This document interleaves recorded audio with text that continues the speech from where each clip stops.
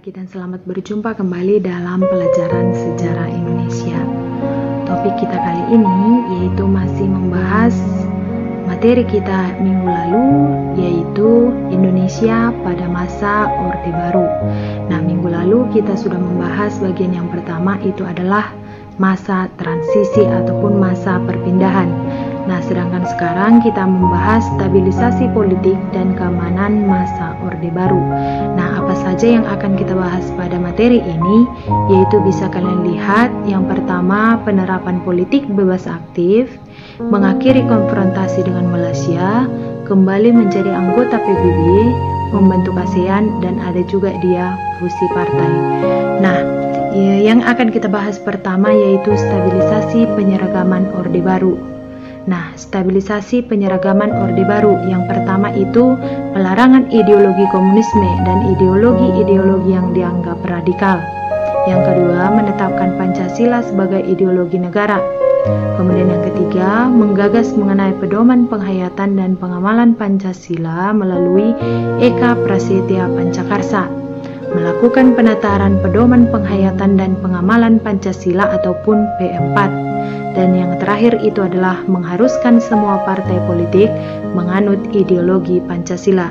Nah, intinya pada stabilisasi penyeragaman Orde Baru, bangsa Indonesia ataupun negara Indonesia mengharuskan semua partai politik yang ada pada masa itu menganut satu ideologi, yaitu ideologi Pancasila.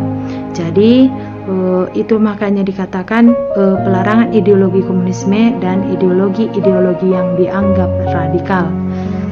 Kemudian ada juga dia penerapan duifungsi ABRI. Nah, jadi pada masa Orde Baru, tugas ABRI itu tidak hanya sebagai berkaitan dengan bidang keamanan, tetapi ABRI itu berkaitan dengan bidang sosial dan terjun ke dunia politik. Nah, kemudian yang ketiga yang berikutnya, anggota ABRI menduduki kursi parlemen dan pejabat pemerintah. Nah, konsep duifungsi ABRI ini dikenalkan oleh Jenderal Ahmad Nasution. Itu adalah penerapan duifungsi ABRI. Kemudian rehabilitas ekonomi. Nah, apa saja itu yang direhabilitas dalam ekonomi pada masa Orde Baru? Yaitu yang pertama adalah menanggulangi masalah utang. Yang kedua, menjalin kerjasama dengan IMF. Yang ketiga, mengeluarkan undang-undang penanaman modal dengan menetapkan undang-undang penanaman modal asing dan penanaman modal dalam negeri. Itu adalah rehabilitasi ekonomi pada masa Orde Baru. Nah, kita lihat kebijakan pembangunan pemerintah Orde Baru. Ini dibagi menjadi 4 bidang. Yang pertama bidang pendidikan, yang kedua bidang kesehatan, yang ketiga bidang ekonomi, dan yang terakhir adalah bidang sosial budaya. Nah, kita bahas satu persatu. Nah, kita lihat pada bidang pendidikan, apa saja yang dilakukan pada bidang pendidikan. Yang pertama adalah pembangunan sekolah dasar (Impres) di seluruh pelosok Indonesia. Yang kedua, meningkatkan jumlah guru untuk memenuhi kebutuhan pengajaran. Kemudian yang ketiga, mencanangkan program wajib belajar 6 tahun yang akan kemudian dilanjutkan wajib belajar 9 tahun. Memberikan program bantuan beasiswa diantaranya melalui program Gerakan Nasional Orang Tua Asuh. Dan yang terakhir itu adalah pemberantasan buta aksara dengan membentuk program kelompok belajar. Nah, kemudian pada bidang kesehatan, yang pertama itu mendirikan pusat pelayanan kesehatan masyarakat. Itu yang kita kenal sekarang, yaitu Puskesmas. Yang kedua, mengembangkan Posyandu, program pos pelayanan terpadu. Nah, kemudian yang ketiga, mencanangkan program KB untuk menanggulangi peningkatan jumlah penduduk. Nah, itu adalah di bidang kesehatan. Kemudian kita lihat di bidang ekonomi. Nah, yang pertama itu adalah meningkatkan peran BUMN. Nah, apa saja itu? Pemerintah mengadakan perubahan mendasar dalam pengelolaan BUMN. Kemudian yang kedua, pemerintah menghapus kewenangan instansi teknis sebagai pengawas dan memberikan kewenangan kepada Departemen Keuangan sebagai satu-satunya pengawas BUMN.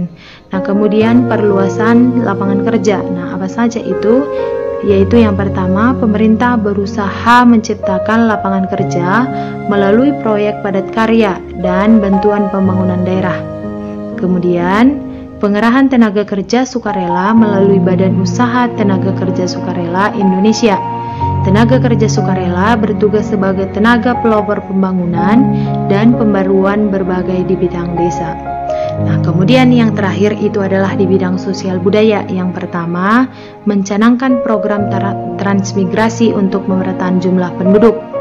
Yang kedua, menurunkan angka pengangguran dengan menyalurkan tenaga kerja di sektor perkebunan, perikanan, ekspor kayu, dan sebagainya. Yang ketiga, memberikan sosialisasi agar kebudayaan dan kesenian yang berkembang sesuai dengan kepribadian bangsa.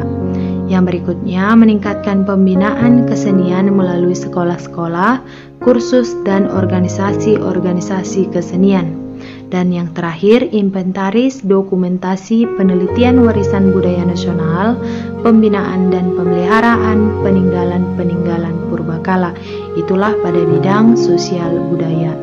Nah, demikianlah pembelajaran singkat kita kali ini. Apabila masih ada kalian kurang pahami, bisa langsung kalian tanyakan melalui WA pribadi Ibu.